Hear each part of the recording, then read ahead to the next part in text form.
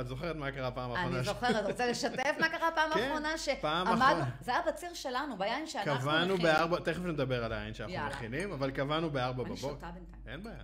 אז תכף נדבר על יין שאנחנו מכינים. לצורך העניין, בבציר האחרון קבענו 4 בבוקר. 4 בבוקר. חושך, אני עושה סטורים. רגע, אני מעלה סטורי. שעיניי לחלשים בלבד. כובע מטומטם על הראש. ממש ביגוד כזה שמתאים לשדה,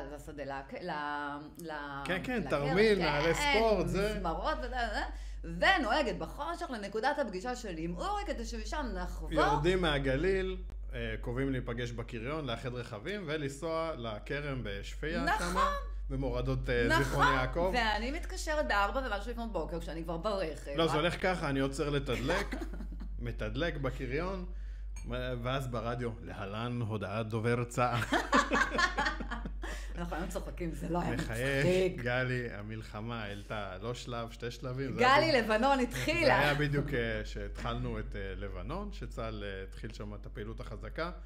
וכמובן, שכמו שני שפנפנים. מה זה שפנפנים? לא, אני אומרת לך, אורי, בטח אף אחד לא יגיע. ברור, אף אחד לא יגיע. מה זה מטורף מה שקורה?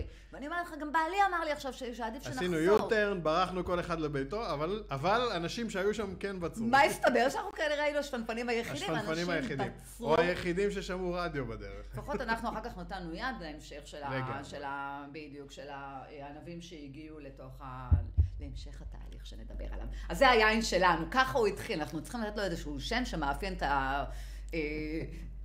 לפנות בוקר המטורף הזה. לגמרי.